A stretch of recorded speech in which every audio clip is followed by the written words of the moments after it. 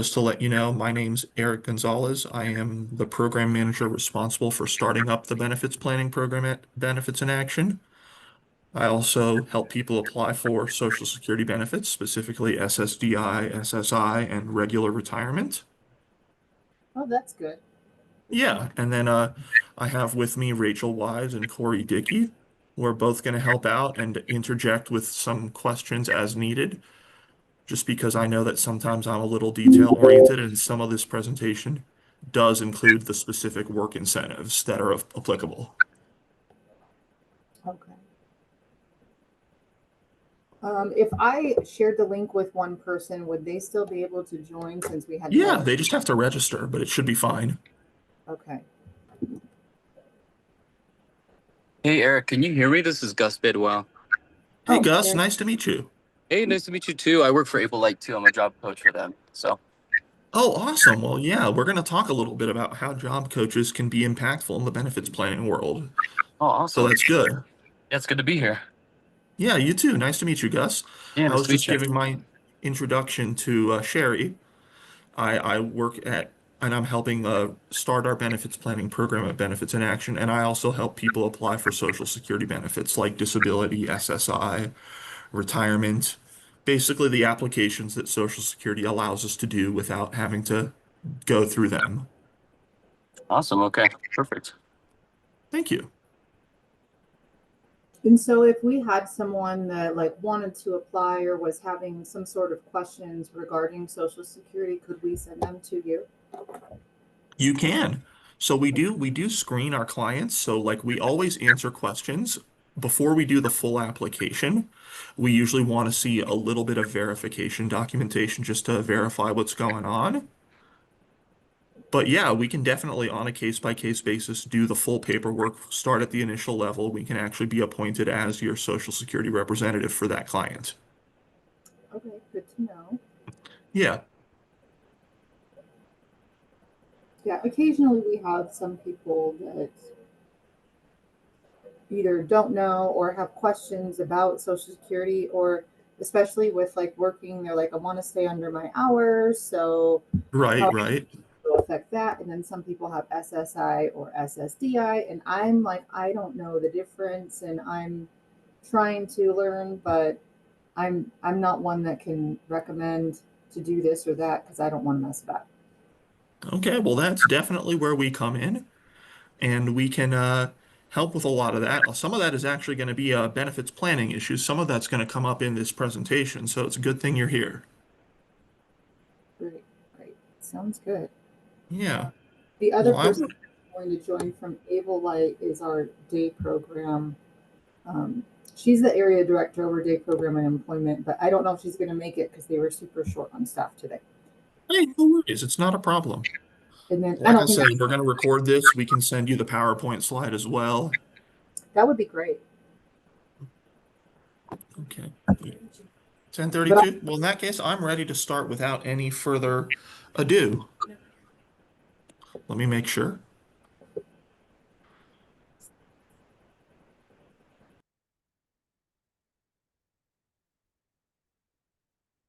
No, we don't have anyone in the waiting room, so I will get us started. So thank you, Sherry. Thank you, Gus, for attending. Welcome to Benefits Planning 101 with us, Benefits in Action, myself, Corey Dickey, and Rachel Wise. We're happy to put on this presentation. And let me start. Just want to make sure you can see my screen and my PowerPoint that's up. Yep, I can see it. Perfect. yeah, I see it. Awesome. So here's a little bit of our agenda, just familiarizing y'all with Benefits in Action a little bit first, then talking about why benefits planning is important, an overview of what benefits planning actually does. Then we're going to get into the nitty-gritty. We're going to talk about some of the work incentives.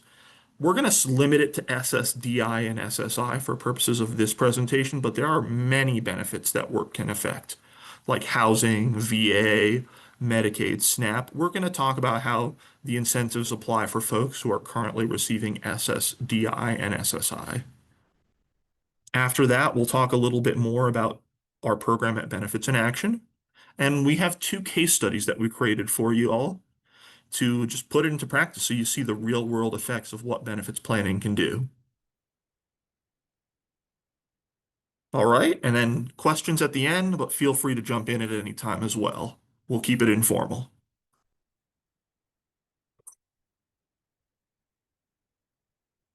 So this is a photo of us at Benefits in Action. We are a Colorado nonprofit. What we're trying to do is just get people connected to the community resources they need to thrive. Notice how I use the word thrive as opposed to live or survive. We want people to be above the baseline because just surviving is not enough. Thriving is what's really important.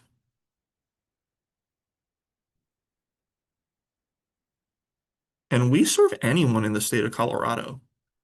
We don't have income requirements. We don't have resource requirements. We don't have citizenship requirements. Just we will help you talk about the programs, regardless of who you are and where you are in life, and help you make a decision whether applying for these programs is in your best interest.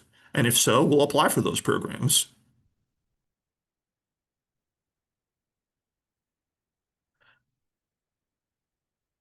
Okay. So a little bit of what we do at Benefits in Action. These are some, but not all of the benefits that we help people apply for. Do note that we also run a food delivery program for older and homebound adults, but that's limited to Adams, Arapahoe, Denver, and Jefferson counties currently.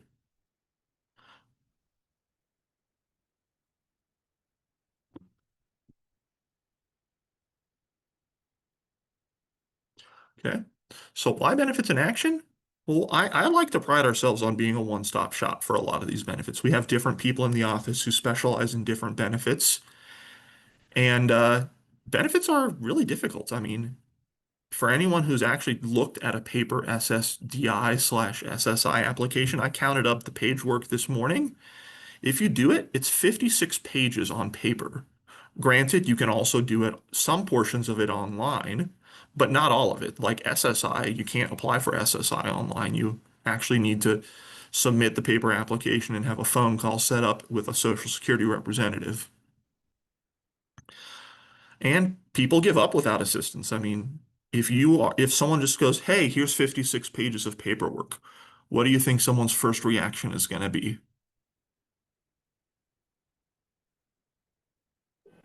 Yeah, I mean, I would give up on that too.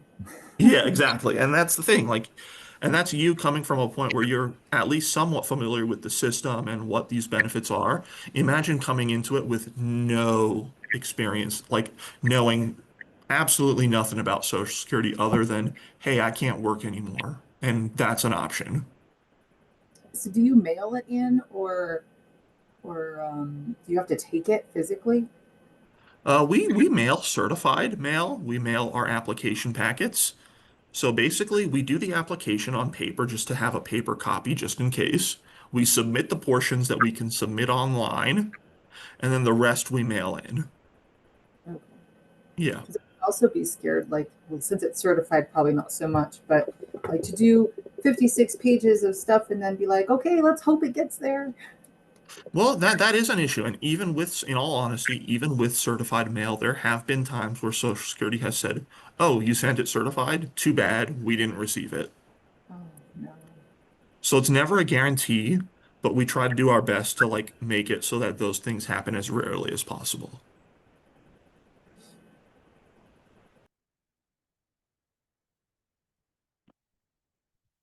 So why benefits planning specifically?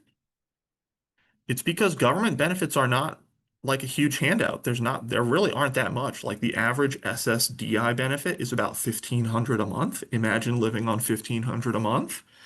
And if you're on SSI, assuming you have no other source of income, you only get $967 a month, and you have to keep your bank account below $2,000. So, I mean, thinking about people in that circumstance, sometimes working to the extent that you can is the or a solution to make a living wage and have a livable income.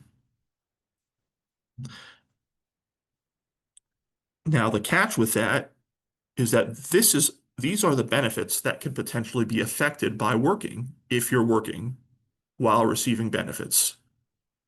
So while work and benefits are not mutually exclusive, meaning you can work and also receive benefits, there are a lot of pitfalls to think about when thinking about all these. I'm going to talk about the first three and leave the rest out for now. So SSDI, SSI, and childhood disability benefits, also formerly known as disabled adult child benefits, because those are all three forms of Social Security benefits that can be affected if you decide to work or if you're thinking about going back to work.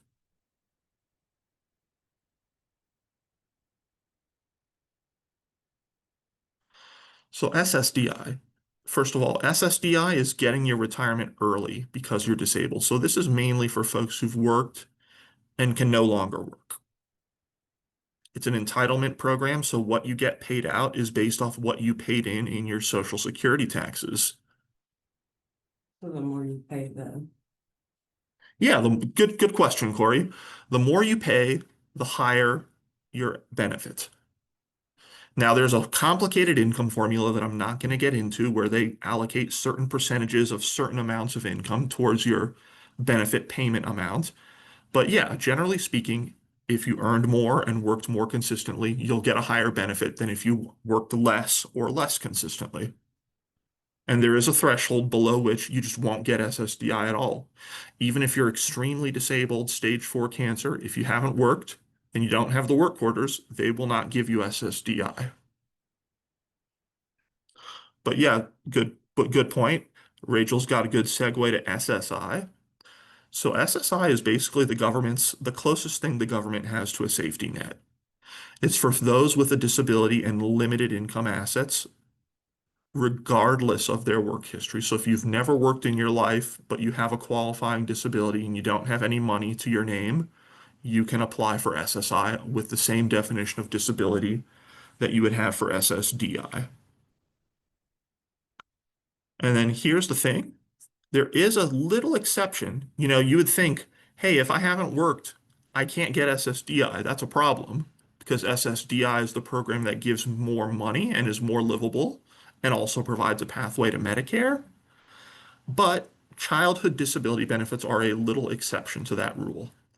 So if you are an adult, meaning you're 18 or over, and you can prove to Social Security two things. One, that your disability started before age 22, and you have a parent who's either disabled, meaning receiving SSDI, retired, meaning receiving Social Security retirement, or deceased, you can actually apply for benefits based off your parents' work record and receive your parents' benefit amount with no reduction in your parents' benefits if they're still living.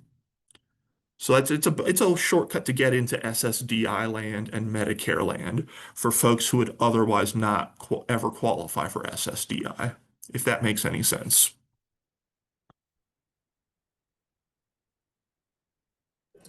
So generally with SSDI, you're not able to work. Generally, they're not able to work, but keep in mind the definition of not able to work is not literally no work. It's no work above Social Security's income threshold, and that your job skills are not basically are you don't have any transferable job skills. So there's no job in significant numbers in the national economy that you can work based off your functional capacity. If we were to go into details about it, Social Security has a five-step process to prove if you're disabled. And that involves looking at your current income, whether your condition is a listed condition, meaning whether your definition meets Social Security's definition of disability. If so, you get benefits. If not, there's two more steps. One is whether you can do your prior work. And step five, the step that catches a lot of people, is whether there's other work in the community that you can do. And we'll talk about that income limit in just a couple slides because that's really important to know that it's not just no work, but it's limited work basically. Okay. I was a job coach for 9 years, and I remember one person having SSDI when I first started, Hmm. but Yeah, he could clearly work. right. I mean, but I don't know. it depends on what his expected income would be, whether he had expenses that he needed to apply to work, other things that are more in the realm of benefits planning. But I mean, yeah, sometimes those things happen, but I really wouldn't know how to describe it without more detail. Yeah, yeah. Yeah. And maybe So we can talk about that privately. okay. Um, But just yeah, trying to. no, that It's a lot, so it's okay. yeah, no worries. Not a problem. But what we're trying to say is that you can work and receive benefits. However, it's subject to Social Security's definition of work and Social Security's definitions of benefits. And if you don't do it right, meaning that if you don't have the expertise beforehand when thinking about going back to work, you can be in a world of trouble. Because if you just work and start making like $5,000 a month, you're not disabled under Social Security's rules, and they're going to eventually ask for that money back. That's what's called a Social Security overpayment. Now, it's long story short, it's your obligation as a claimant to provide information about changes in income to Social Security so that they can adjust or terminate your benefits if needed. If you don't do that, eventually they'll find out, but it may not, it may take a while. Like I've seen clients who 3 years after they went back to work, they get a letter saying, hey, it looks like you were able to work for the last 3 years, and we paid you about $25,000 in benefits during that time that you were not entitled to. Please pay us back those $25,000. So that's something that people don't necessarily stash that kind of money away. So if you get a Social Security overpayment, you definitely want to call us. We can handle trying to negotiate that with Social Security. We can try to get it waived. There's also appeal processes you can take to appeal and contest the overpayment. Two other things I want to point out are the financial cliff, which is basically a theory that if you work incorrectly and lose your benefits suddenly, you may be in a worse financial position than you were when you were receiving government or public benefits. And then loss of health insurance. So different Medicaid programs and Medicare have different requirements. If you don't meet those, or if you lose your disability benefits, you could lose health insurance associated with those disability benefits. And we'll talk a little bit more in some of the other slides about how you can try to keep your health insurance, even if, let's say, you go back to work and aren't able to get a Social Security disability paycheck. Does all that make any sense? Yeah, so far we're good. Okay, Thanks. perfect. Thank you. And please feel free to stop me. I mean, I know that I'm talking a lot, but I'd love to hear everyone else's input.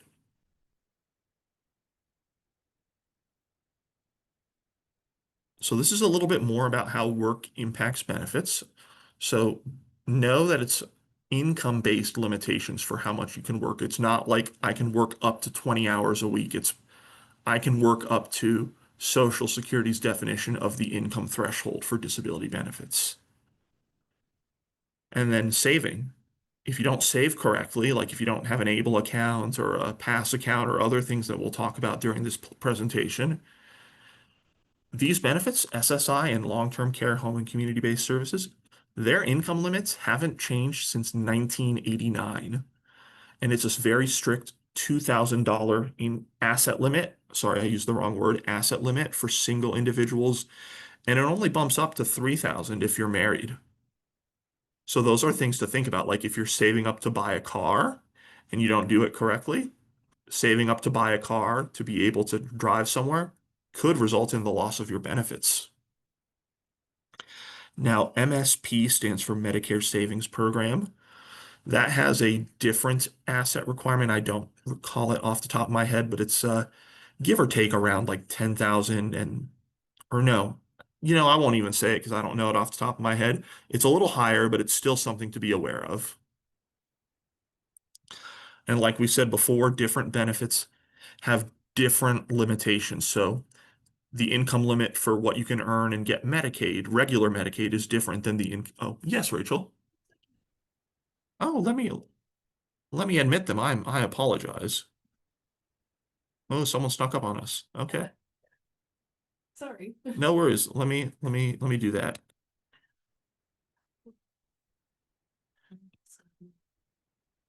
Hey, Kathy, how are you doing? You're welcome to unmute yourself and chime in with any questions. Sorry, we didn't see you logging in really quickly. We were just so engrossed in our presentation.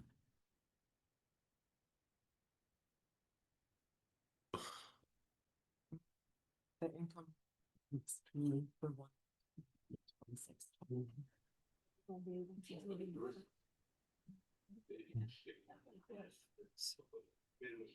Okay. Hey, Kathy, how are you doing? Good. How are you doing? Hey, good. Thank you for joining. Sorry I'm we sorry missed I you. was late. My Oh, no worries. apologies. No, not a problem. We're happy to have you. We actually didn't see you log in to the waiting room, so we didn't let you in promptly, so we were going to apologize. Don't apologize. Thank you. Okay. You're welcome. So I'm going to really quickly take a quick segue into what I call the silver lining, which is that a little bit counterintuitively, since the government wants to reduce reliance on benefits, since they don't want to pay out benefits to people, they actually give a lot of work incentives for people who are on benefits.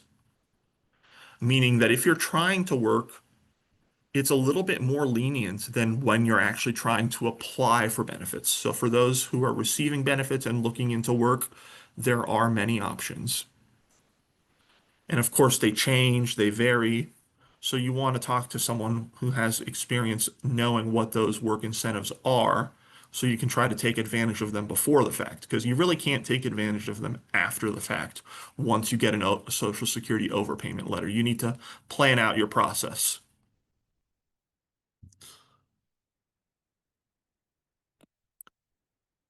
Now, here are some key definitions. Because benefits are income-based, you need to know a little bit about what income is and the different types of income and how it counts for Social Security's purposes.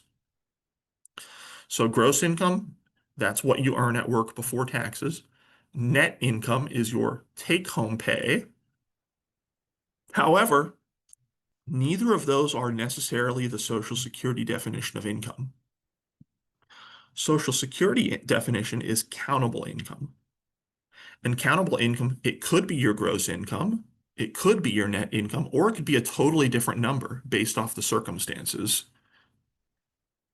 And if your countable income counts as substantial gainful activity, you are no longer disabled under Social Security's rules. So if this year substantial gainful activity is countable income of $1,620,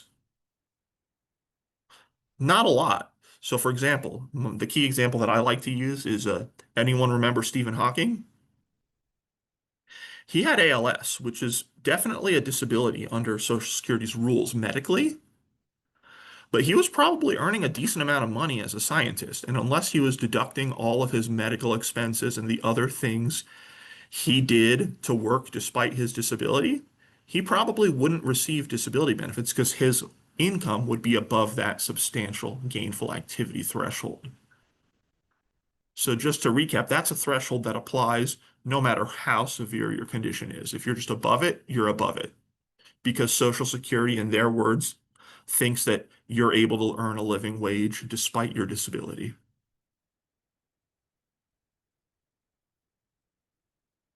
So now we're going to get into the nitty-gritty. That's why I chose this photo.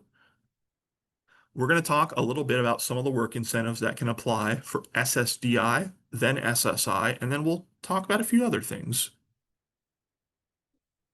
So basically, when you have SSDI benefits, you have two main periods in which you can work and continue to receive benefits if you plan accordingly. Number one is your trial work period. It's 9 months where you can earn as much as you want to test your ability to work. Now, they don't have to be consecutive. It just has to be 9 months in a 60-month period where your income exceeds the trial work income limit, which is different than the substantial gainful activity limit. It's less, but I'm not going to get into the numbers.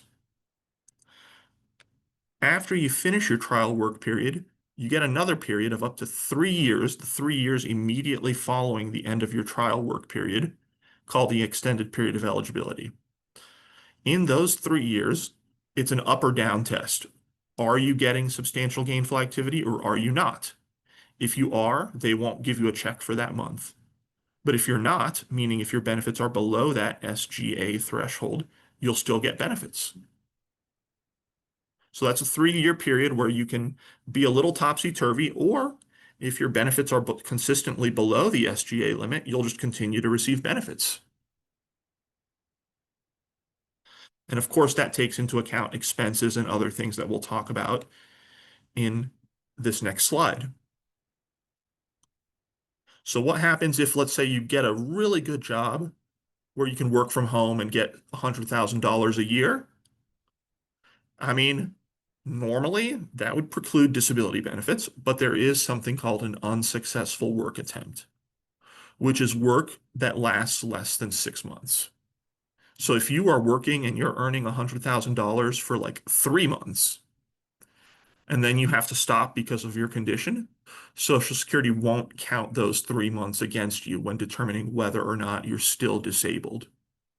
So those wouldn't count in the 9 months. Right. If you can try to combine those things, yeah.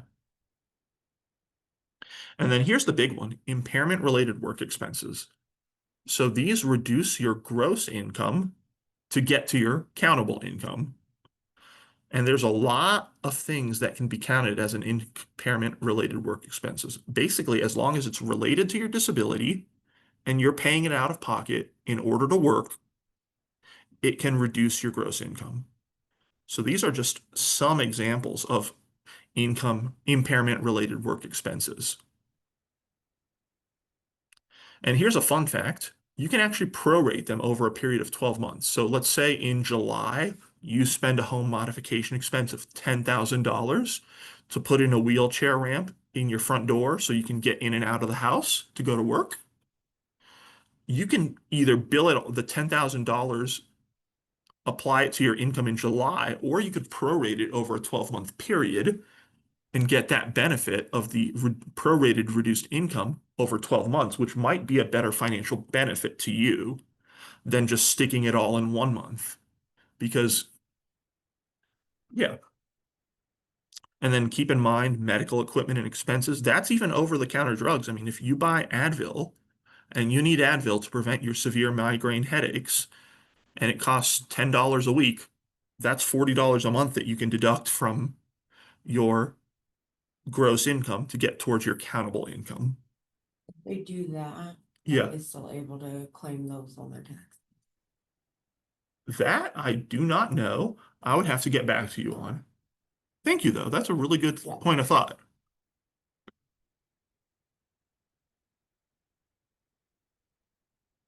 And then here's a big one. Subsidies and special conditions. They're basically two sides of the same coin. Essentially, it's special treatment you get on the job that other employees do not get, and it can reduce your gross earnings. So subsidies are special treatment you get from your employer, and special conditions are special treatment that you get from a third party in order to work. That's the difference. So classic example is if, let's say, your employer is hiring you despite the fact that your productivity levels are lower than the average employee. Let's say on average, you have 20% reduction in productivity compared to another employee because of your condition. That 20% of your salary can be reduced from your gross earnings to get to your countable earnings. And they'll only count the 80% productivity that you're able to manage towards your countable earnings. And that could excuse me, result in a significant drop in your gross income that could result in you keeping benefits. Does that make any sense? So does that would be like through the job, and it would be like they would get paid less, or what does Well, that yeah, mean? good question. It would be through the job, and your employer would have to actually document it and send it to Social Security on the appropriate form. But your employer says to Social Security, we're hiring this person and their productivity is lower, or they get extra supervision, or they get extra breaks, or things that are not afforded to other employees, the actual cost that that represents to the job, the employer, can be reduced from your gross income. And then special conditions, I mean, an example of that is, let's say you have a job coach that vocational rehabilitation provides for you to do part of your work. So let's say you're working 20 hours a week, but the job coach does 10 hours of that work and you just observe and practice the job coach. The amount of your income for those 10 hours where the job coach is providing the work to the employer can be deducted from your gross income. That'd be the same as like on the job training. Uh, Sort of. I mean, on the job training, it would be if it's different than the on the job training that's provided to a different So employee. a job coach is in Yeah, there, say 5 hours a week, that's deducted by the employer? Or, sorry, can it's you say did. it one more time? Yeah, sure. So these costs are actually things that you report to Social Security, and then Social Security takes them into account and deducts them from your gross income. So the employer themselves is not deducting anything for you. They're more like the vehicle to report what's going on. And so if one of my job coaches is spending, say, 5 hours a week, the employer can report that the job coach is spending Yeah, that. so that 5 hours a week can be deducted from the gross income that would otherwise be payable to the employee, not by the employer, but it would be deducted by Social Security when determining whether you meet their definitions of continuing to receive benefits. Is there any like guidelines around that? Like just the job coach being there is what's, or like, It's really just if it's and don't get me wrong, if there's any further questions on this, I'm happy to try to give you a better example or discuss them, and that's kind of why we're here, is to just be the experts on these types of things. But it's basically something that represents support provided to you that's a cost to the employer. Like an accommodation, basically. Yeah. okay, makes sense. Yeah. So basically, without getting into what a subsidy is or what a special condition is, if you're working with those accommodations can reduce your income. Yeah. But yeah, we'll segue into SSI, Supplemental Security Income. This one's a little more complicated. I'm gonna be honest. There's actually a full calculation worksheet that you could use to take into account all of the exceptions that SSI has, but we're not going to do that just for the sake of this presentation and to try to keep it as understandable as possible. Just know a few things. First of all, no matter what kind of income you get, the first $20 does not count against you. And after that, if you're working, the first $65 that you work doesn't count against you.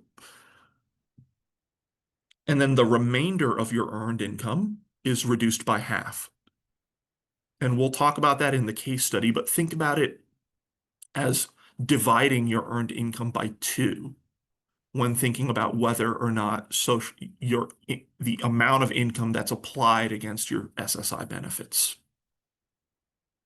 So that would not include the SSI, since it's not. Right. So SSI is the baseline. So let's say you're getting 900 a month, let's say, and you have earned income of 500 a month. They're not going to deduct the full 500. They're going to take away the first 20 and then the second 65, so 85 total. 500 minus 85 is 415. And then divide that difference by two. So 415 divided by two, that's $207.5 that would be reduced from your SSI benefit. Yeah, it is algebra. Rachel's right. Yes. So hey, we just made math relevant in the real world. Congratulations to us. Yeah. Thanks.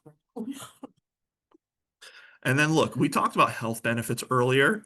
Without going into 1619A and 1619B, basically these are ways that you can continue to receive Medicaid regardless of your earnings in most circumstances. So if your earnings are getting higher, 1619A kicks in first. And then if your earnings actually result in a way that you would get no SSI, you can still receive Medicaid under what's called 1619B, as long as your income is not sufficient to meet your health expenses. So basically, things to know, ways to keep Medicaid, because health insurance is really expensive. Employer health insurance even can be really expensive. So if you can keep Medicaid, you might as well.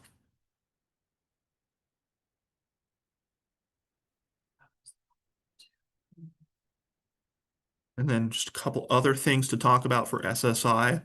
There are ways that students can have some of their income excluded because we're just trying to incentivize people to learn and get back into the workforce that way. And then there's plans to achieve self-sufficiency, pass accounts. Think about it as a way to just reduce startup expenses. Like if you're trying to start a business or go back to a job, all of the costs inherent of that can be put into a pass account. And that can set aside, and here's the cool thing, not only income, but assets. So remember that $2,000 asset limit? If you're trying to start your own business with a pass account and you need $10,000 to start up that business, put that $10,000 in a pass account, it does not count towards the $2,000 limit.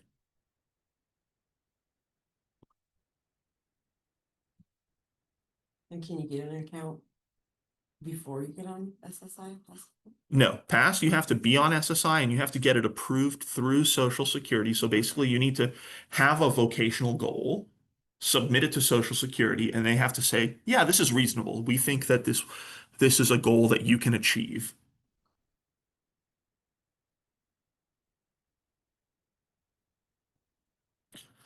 And then other things to think about, the Medicaid buy-in program. Is anyone familiar with that? Okay. Knowing that I'm talking to folks from Able Light, I'm assuming you're familiar with Able Accounts as a very good resource, probably the best one that you can think of to help folks with lifelong disabilities. I am familiar with able accounts. Yes. So Yeah. yeah, that's up to $100,000 that you can put into an Able account if you have a disability that started before age 26. There's ways you can stay on Medicare, even if you lose your SSDI because of your earnings. So you actually get 93 months of Medicare following your loss of SSDI. That's about almost 8 years. So that's actually really beneficial. There's expedited reinstatement of benefits, which is a 5-year period after you lose benefits, where you can reapply for the benefits and get them reinstated rather than doing a full new SSDI or SSI application. The only catch is that you have to have the same disability, and your reason why you lost benefits has to be your earnings. So not any other condition, not that you medically improved, just that you went back to work, your earnings were too high, and then within that 5-year period, they dropped back down because of your condition. And they'll even give you provisional benefits during that period for the first 6 months when they're trying to evaluate your case. They'll just assume, hey, this person might be eligible to get back on benefits. Here's the first 6 months. So if, say, somebody was on SSI Yeah, and went back to work, made more than yeah. that, and then if the 5 years was almost up, would they be able to get on SSDI then? Potentially, if their work history actually bumped them up to the point where they would have enough credits for SSDI. But expedited reinstatement applies to both SSDI and SSI. And then lastly, not necessarily a disability related thing, but if you work, there's the earned income tax credit. And if you work and have dependents, the earned income tax credit can be a lot. So if you're filing taxes based off your work, you can get money back on your tax return. So that's another benefit to consider. Does all that make sense? Yes. Okay, thank you. Yep. Thank you. Sorry, I just want to make sure that I'm not losing anyone. And if it doesn't, yeah, just give us a call. But yeah, for benefits planning at Benefits in Action, it's a little bit specific. So it's for folks on the DD or SLS waivers. Now, to get benefits planning services in general, you don't need to be on those waivers. That's just for our program currently. We're looking to expand, but we're starting out with folks on the DD or SLS waivers. What we do is we analyze the benefits. We help create work plans. We look at how the work plans will affect those benefits. We can talk to Social Security about your work plan so that you can report early and often. Remember how I said earlier that you got to report changes in your income, changes in your circumstance. I mean, Social Security, for lack of a better term, they're not mind readers. If you have $1,000 in medical expenses that you need to work, they're not going to know that unless you tell them. And we provide these services at no cost. We actually bill Medicaid directly for our services.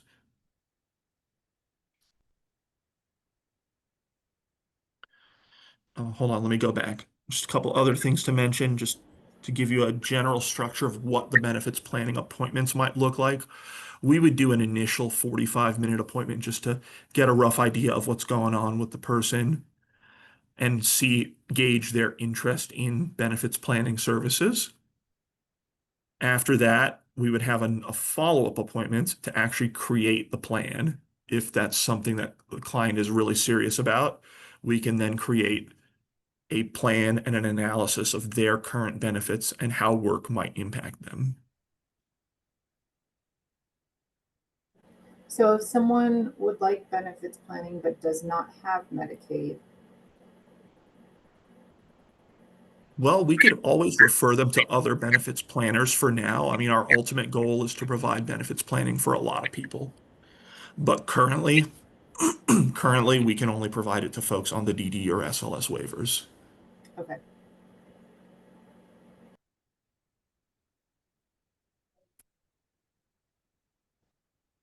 And don't get me wrong, I mean, as much as I like to toot our own horn, we're not the only benefit planner in town.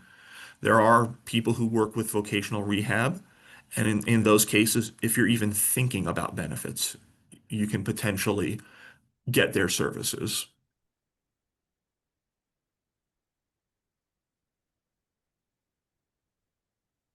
So I just want to put a couple things into practice just before we wrap up. So this first one, reading case study 1 about John Doe. He's getting $1,200 a month in SSDI, but he wants to earn $2,000 a month. Now, from our presentation, we know that $2,000 a month regularly would be a big no-no because that's above the 1620 substantial gainful activity limit. Mhm. So consistently earning $2,000 a month without any guidance is a bad idea if you want to keep SSDI.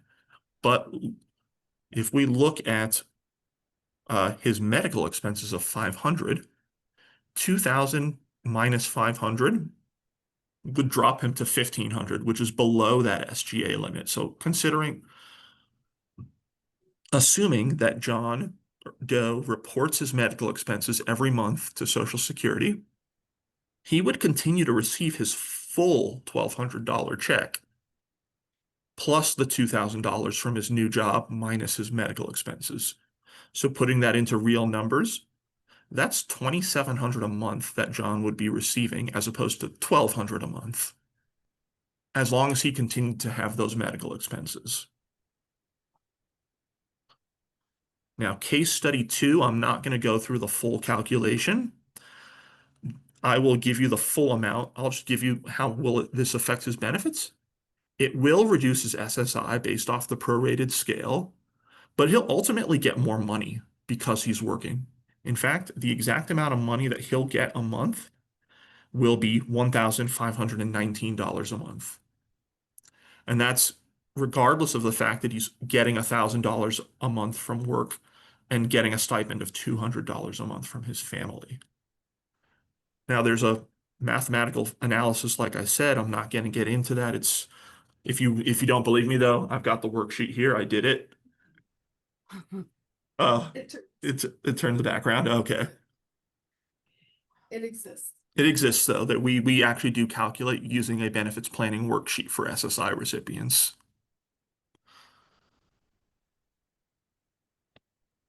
All right. Well, that's honestly all I have, but I booked us for an hour. I'm happy to answer whatever questions you all have, no matter how big, no matter how small.